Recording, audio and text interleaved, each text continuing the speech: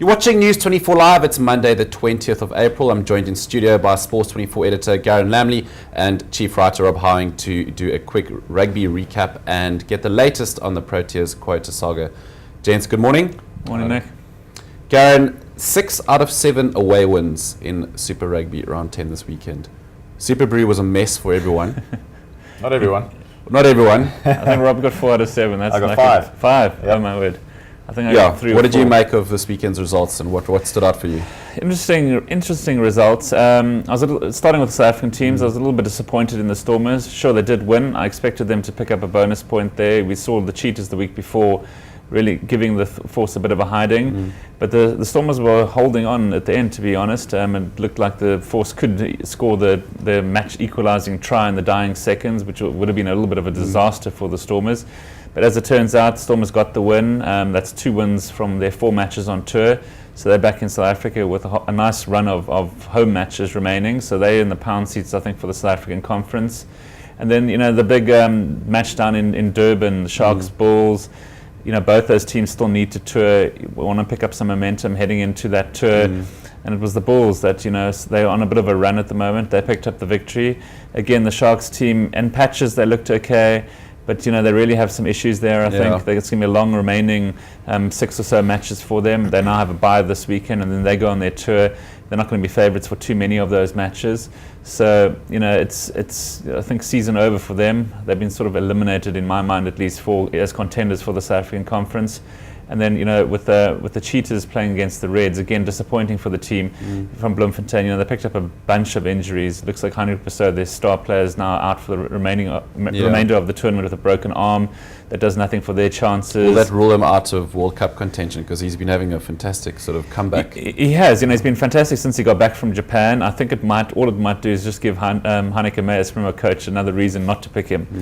Whether he was fit and playing unbelievable rugby, I'm still not sure if that would have been enough to get into the World Cup squad. So it looks like his chances are pretty much over, even if he is fit for sort of like the Rugby Championships and the World Cup. I think the fact that he's going to miss so many matches is going to rule against him. So, bad for the Cheetahs. They've got a big game against the Lions coming up this weekend, but they're obviously not going to be favourites for that now. A couple of other injuries, a couple of issues at scrum time. They were really shoved all over the park by the Reds team, who obviously aren't having a great season themselves. So not a great weekend for South African rugby, but I think it's sort of just made the picture a little bit clearer in the South African Conference as to who's actually contenders and who's not for the title.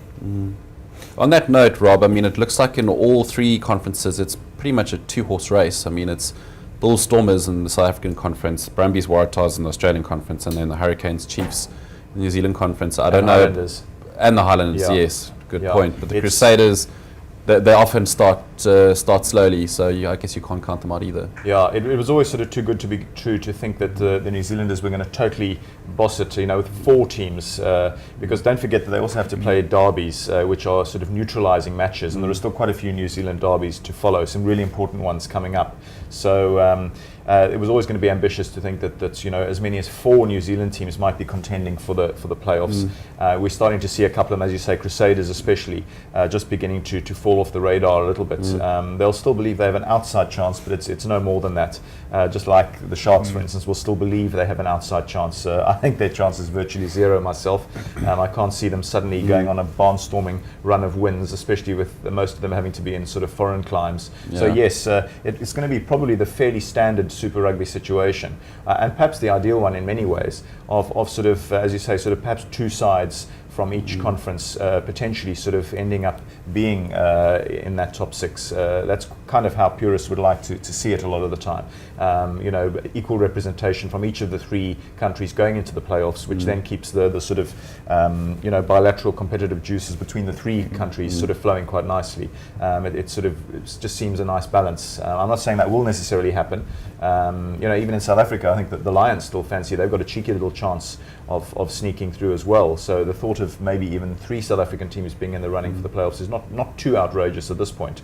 But I wouldn't see that happening. I think it'll probably be 2 South African teams, and of course Bulls Stormers have got to now be heavily fancied to be the two that most South Africans who sort of just want a South African team to do well should put their stocks behind the Bulls and the Stormers to drag themselves towards those playoffs, and potentially with one of them even ending up in a really favourable position, like banking a home semi-final. Of course, they face each other this weekend.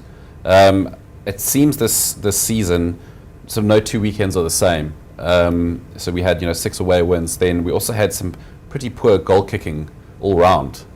What did you make of that? Yeah, well, I mean, the Sharks actually will be kicking themselves that Fred Zeilinger had a few chances to keep the Sharks very much in the hunt. I mean, you could see the Sharks were absolutely desperate in that game at Kings Park. They knew that, I think, that if they lost it, their chances for the season are probably blown now. So they put an immense amount of effort into it. At times they matched the Bulls physically, but of course Zeilinger missed a few shots at goal. Andre Pollard has been in pretty good nick when fit for the Bulls, and he can also kick from really long range, which helps.